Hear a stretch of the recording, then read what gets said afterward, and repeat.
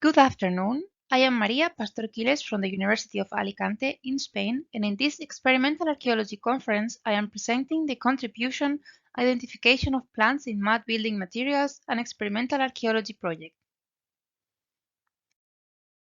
Let's start with the idea that mud has been a very common building material around the world since the beginning of human construction until the present day. Building with earth has many advantages.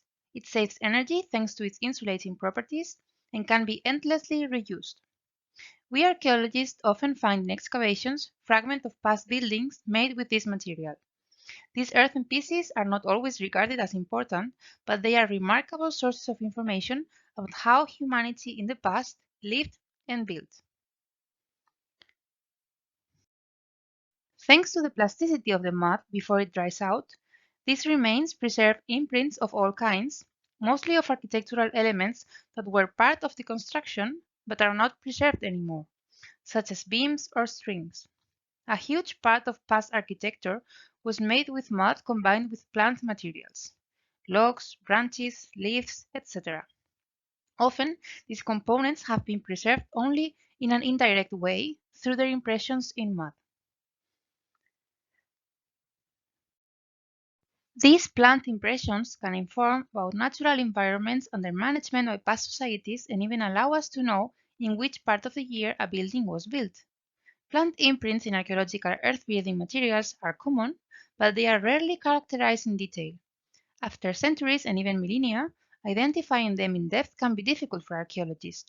When we specialists analyze these imprints in archaeological remains and try to identify the original elements, we are doing that with an image that is indirect, the positive or negative of the original, and partial because impressions are found in fragments of collapsed constructions.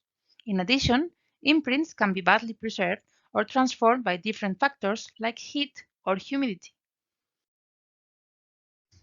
The purpose of this project is to create an experimental reference collection of imprints that will allow their better identification and study.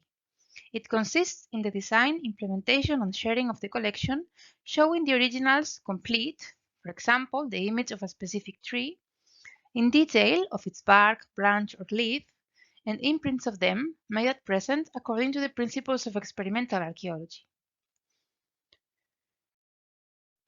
Firstly, we systematize the plants that would have been used combined with mud in buildings of the past context studied. Very different taxa would have been employed, with or without bark, arranged in different ways, cut, twisted, tied, and belonging to different parts and purposes in the construction.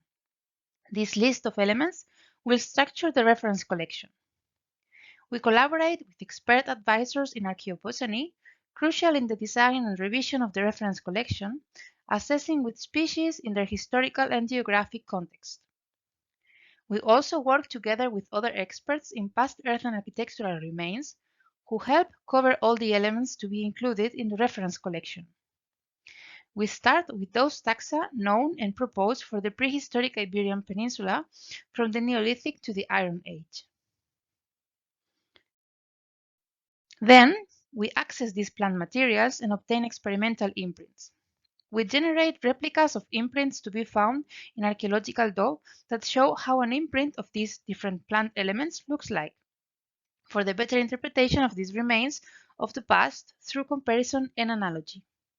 We plan to make experimental imprints with mud and with a specialized paste as well. In this way, we will be able to compare the results obtained with both, necessarily with the material used in the past, but also with a modern one that can be an intermediate step between the original and the archaeological mud imprint to facilitate identifications. We digitalize the imprints and configure the collection, inserting the obtained data on a website. All this with the team's joint observations and in an open, free web format that everyone inside and outside academia can access, use, and reference. This collection will be useful worldwide and can continue to grow, incorporating new territories and historical periods.